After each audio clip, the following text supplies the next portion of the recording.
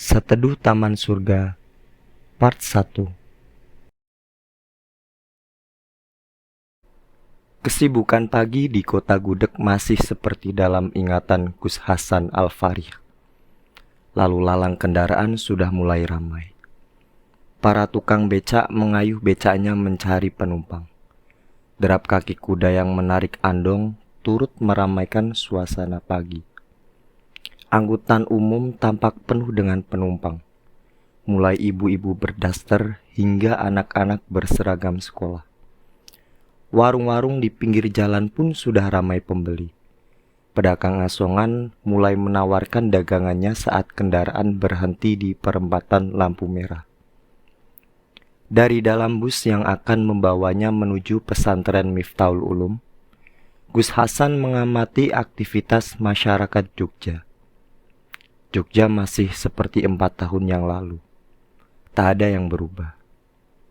4 tahun menempuh pendidikan di Kairo, Mesir, membuat Gus Hasan sangat merindukan kota kelahirannya, masakan uminya, Abah dengan segala petuahnya, suasana pesantren, hingga Misbah, adiknya yang saat ini pasti sudah tumbuh dewasa, menjadi laki-laki tampan yang cerdas.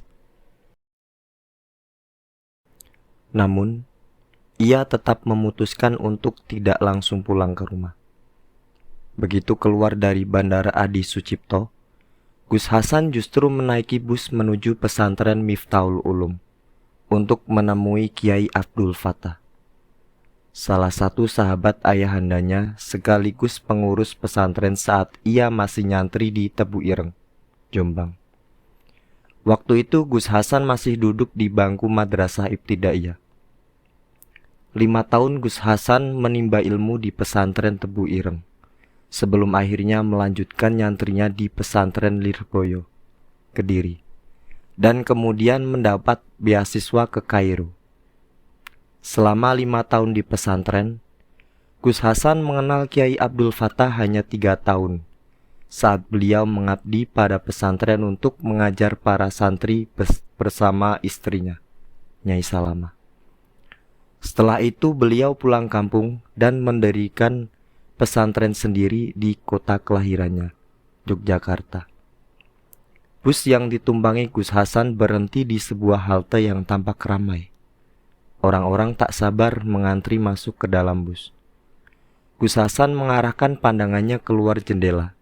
Tampak seorang gadis berpakaian seragam taekwondo berlari mengejar bus. Supir bus tampak tidak sabar menunggunya. Namun, begitu sudah hampir mendekati pintu, tiba-tiba ia kembali berbelok, membuat supir bus menggerutu kesal. Gus Hasan mengamatinya dari dalam. Keningnya berkerut tatkala melihat gadis itu justru menyeberang jalan, menghampiri seorang kakek tua dengan badan bungkuk. Tangannya yang gemetar memegang sebuah tongkat usang untuk menopang tubuh rentanya, seperti tengah kesulitan menyeberang jalan. Gadis tersebut berbincang sebentar, sebelum kemudian menggandeng kakek tersebut dan membantunya menyeberang jalan. Entah mengapa Gus Hasan merasa hatinya berdesir menyaksikan pemandangan tersebut.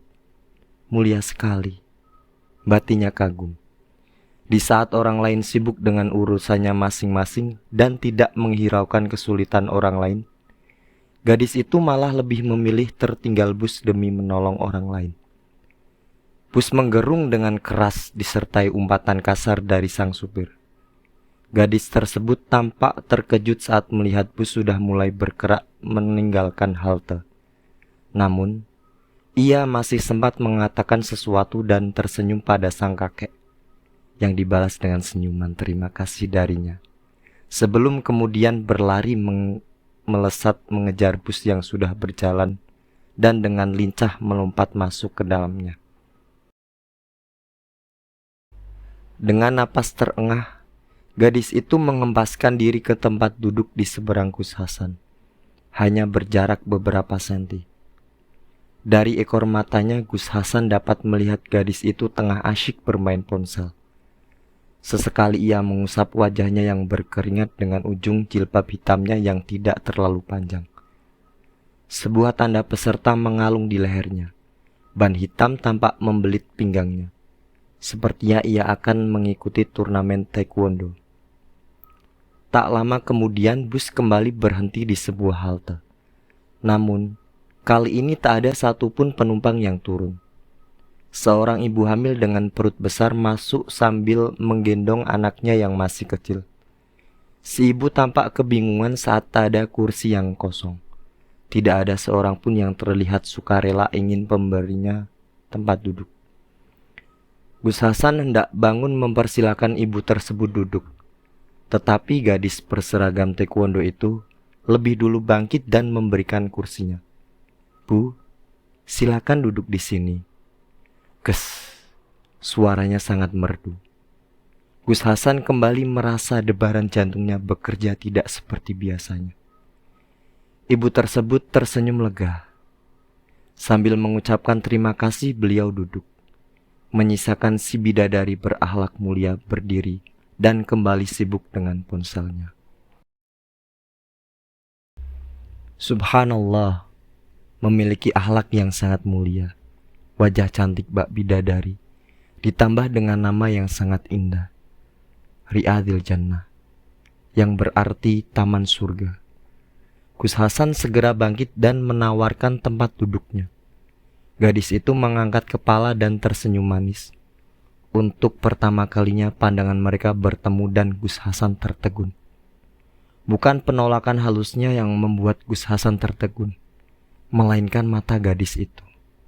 Si gadis dari taman surga memiliki bola mata berwarna biru, bersorot sayunan lembut.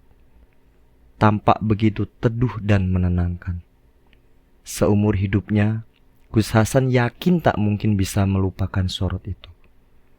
Sorot yang membuat degup jantungnya bekerja tak seperti biasanya. Maha suci Allah yang telah menciptakan makhluk serupawan itu. Apakah ia benar-benar seorang manusia? Atau memang bidadari yang menyamar menjadi manusia? Gus Hasan menyentuh dadanya yang berdebar. Seumur hidupnya, baru kali ini ia berdebar oleh seorang gadis. Hingga bus berhenti dan gadis itu turun, detak jantung Gus Hasan masih belum juga kembali normal. Riyadil Jannah, gadis dari taman surga. Nantikan kelanjutannya hanya di Cerita Puspa. Jangan lupa like, share, and subscribe. Sampai jumpa.